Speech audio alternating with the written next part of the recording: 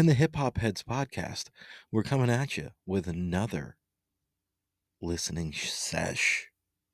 Almost missed it. Love it. Anyways, we're glad you're here. We're glad you're tuning in. We're glad you're listening. Tell your homies, tell your friends, all that good stuff. Today's album that I will be reviewing is one I've been listening to for a little over a month. Trying to soak it in before I review it. And that's what I've done, right?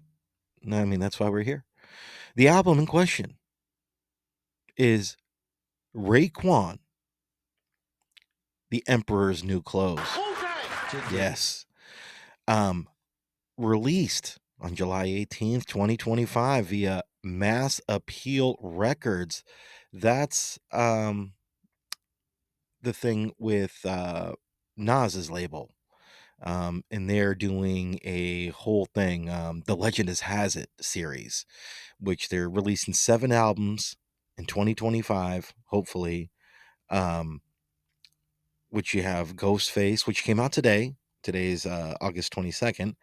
You got the Raekwon album. I haven't listened to the Ghostface yet. I'm gonna tune into that shortly, and then I'll get back to you with another episode following this.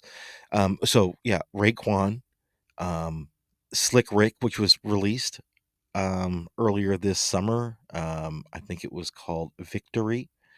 We're supposed to have a Big L album coming, a De La Soul album, a new Mobb Deep album, and then it's going to all come to a head, I believe, with the Nas and DJ Premier album that they're working on now. Good stuff. Good stuff. I like this series, just what they're doing. I won't speak on the Slick Rick album. Maybe I'll do an episode on that. So yeah, stay tuned for that as well.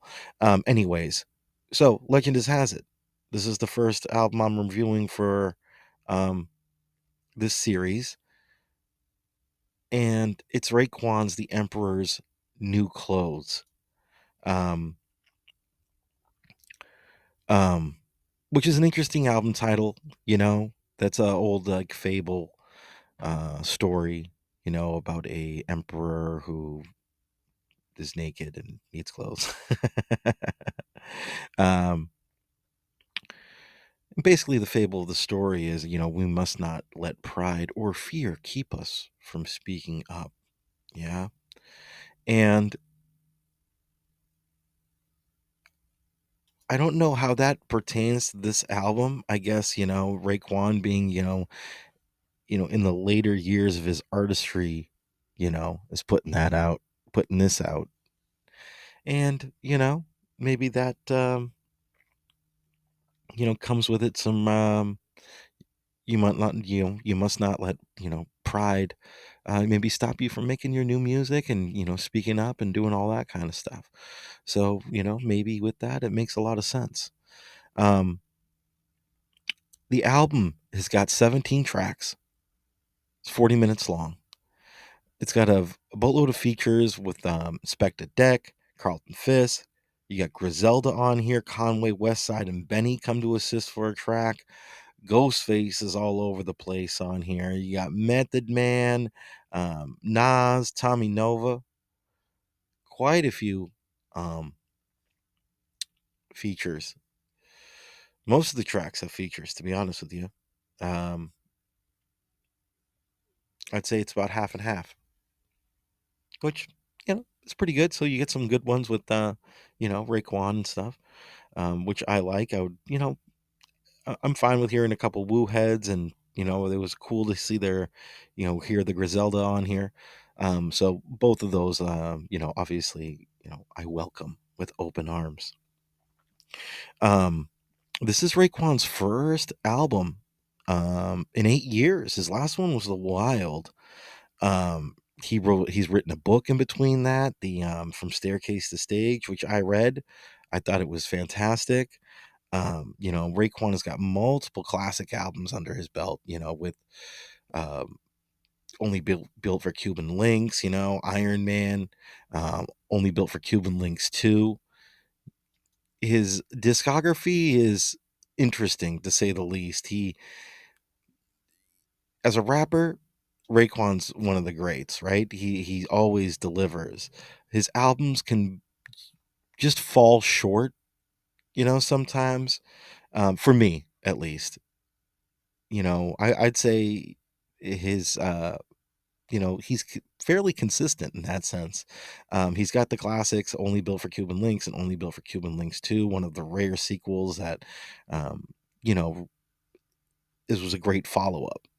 An incredible follow up, as a matter of fact. He was supposed to be having a Only Built for Cuban Links 3 as well that he was working on, but I'm not quite sure what happened with that. I think I think him and Rap Radar talked about that like many years ago, maybe around the pandemic time.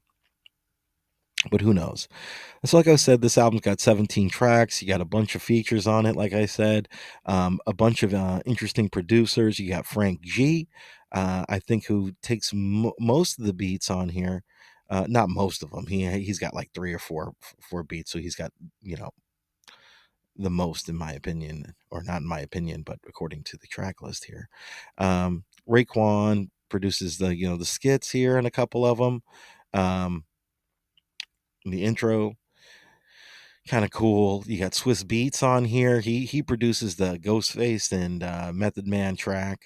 Knots is on here. He produces the Nas joint, which is pretty cool. So there's some the production's all over the place on this. Let's just put it that way. Um, all over the place. And that kind of brings me to, you know, getting into the album. I thought there was a lot of good tracks. The album's opens up with Ray just crushing it on Bear Hill. You know what I mean? That's a great opener. Fantastic track there. Um, and then it kind of goes into the Inspected Deck and Carlton Fisk track, which I thought was a great track. Um, Carlton Fisk really delivers. Nice to hear him again. Been a while. That was good. Then we got into the Wild Corsicans, which was done by Snipe Beats. Not familiar with him, but that was the joint with Griselda, West Side Gun, Conway, and Benny the Butcher, which I thought was a great track. Um, Conway specifically really mixes well with the woo. I love to hear him on there. They all do, as a matter of fact, but just Conway just gives that extra, I don't know, that special sound to it. I really enjoyed this track, one of my favorites on the album, in my opinion. Um, Keep going down, One Life is pretty dope. Raekwon, gets a little heavy on there. Um, Not to be confused with the track to heavies, which will be coming up later. Um, then it just kind of keeps it going here. Um, you get the 600 School, which features Ghostface Killer and Method Man. That's the joint with Swiss Beats as well, which is a good track. Method Man really crushes it. So does Ghostface, but Meth just shines. I thought the beat was a bit weak um, for Swizz. I mean, it was fine, especially when you have these three great rappers on the track. But it didn't really. I mean, it could have been any beat, and it wouldn't have mattered. They would have crushed it. This didn't really like uplift anybody or anything, in my opinion. But the three MCs, Ghost, Ray, and Meth, all crush it. Really, really good. Then you got the guy plans it, the heavies. Um, I like the heavies. Um, it has like a kind of like a interesting jazz, like kind of like piano in the background. Like I feel like I've heard it before. I'm not gonna give anything away, but yeah. Pav Bundy was on that beat. Um, and they have a cool like Lex. They sprinkle in like they pepper in like a little Lex Diamond cut in there, which is pretty cool. Knots came with it on the Nas track, the Omerta, which is track 13 on the album, and I thought he did really good job on there. Got funky with it. Love the bass line on there. Knots did a great job. Um, And then, moving right along, Get Out of Here with Ghostface, produced by Frank G. This might have been my favorite beat on the album. Props to Frank G. Props to the homie Frank G. Peace. I mean, I see what you're doing. We homies. Yeah, thought they did a good job on this one. One of the best tracks on the album, in my opinion. Very good. Very, very good job by them. Um,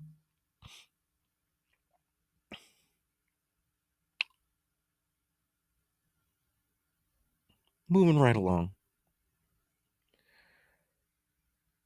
I mean, at 40 minutes, the album is short, pretty sweet.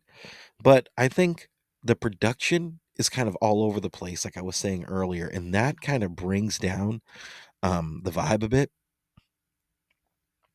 And it's just inconsistent. While, the MCs and all that, Raekwon specifically, does his thing on here. Um, he's got a good story track with The Guy Plans It. That's track 10. That was pretty cool. You get to see him float on there and do that Raekwon thing, but it's pretty short. It's only a minute and 30 seconds, and like you want to hear Ray go more into the stories and stuff like that, but he peppers it in, but it doesn't really, doesn't it's not like a cohesive uh, idea, in my opinion. While the album is good, the production is lacking, and that kind of hurts the album, in my opinion. It makes it very, um, it doesn't make it a bad listen, but it makes it fairly forgettable, in my opinion. And for that, I got to knock it a couple notches. Um, the album right now, after being a month out, is probably averaging around 300,000 listens on Spotify, which, in my opinion, isn't the best. You have not the Nas track has got the most hits with just under 800,000, and that's surprising to me. I would have thought that track specifically would have a few million at this point, but maybe it's going under the radar. I don't think they really they're not promoting these albums like super crazy, like just here and there. Like if you're in the circle, I think you'll see stuff. But if you're not, the algorithms might not hit you. You know what I mean? So, in that sense, I'm surprised it's not doing better on the streamers. Hopefully, it's selling, vinyls and all that kind of good stuff.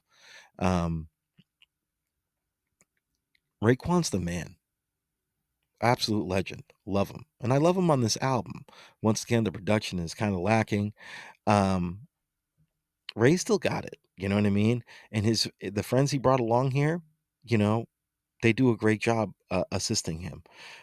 With the kind of over everywhere production, I would give the album out of 5. I give it a 3. Little tres puntos. Um, yeah, just a 3. Um, if that production value would or that production would have been up a little bit more, I think it would have been really crazy. I think you could have kept, a couple of the Frank G joints, the Knots track. Um, you could have thrown out the Swiss um, track. The Justice League came through on this um, with the One Life, but once again, it wasn't really, wasn't crazy like that. I think it would be great to hear, you know, Raekwon with like a smaller bit. Like you get maybe 2 or 3 producers or just a single producer. You know what I mean? That way he can keep the album a bit more cohesive, future albums more cohesive. For me, if you love the album, hey, I'm not knocking you. It's a solid album. Um, but yeah, I give it a solid 3. I want you to go out and support Raekwon. If you like the album, go ahead and buy it. If you haven't heard it, listen to it, and tell us what you think.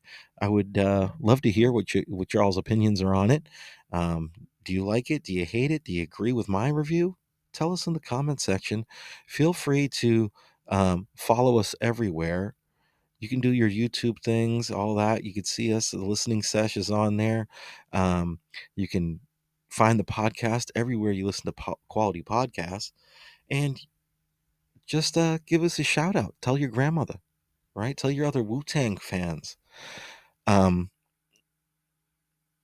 that's all I got for you. This is your boy Vega from the CryptOnline.com and the HipHopHeads Podcast saying peace.